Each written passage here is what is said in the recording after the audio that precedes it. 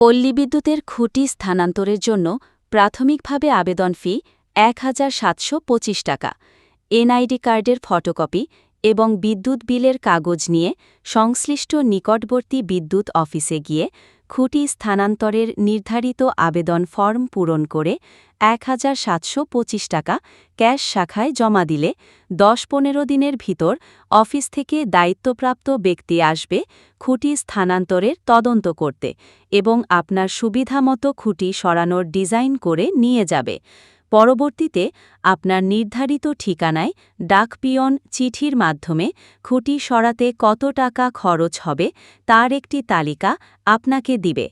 চিঠিতে উল্লেখিত টাকা বিদ্যুৎ অফিসের ক্যাশ শাখায় জমা দিলে ২০ থেকে ৩০ দিনের ভিতর ঠিকাদারি প্রতিষ্ঠানের লোক এসে খুঁটির স্থান পরিবর্তন করে দিয়ে যাবে। আপনার যদি এই বিষয়ে আরও কিছু জানার থাকে তাহলে আমাকে জিজ্ঞাসা করতে পারেন।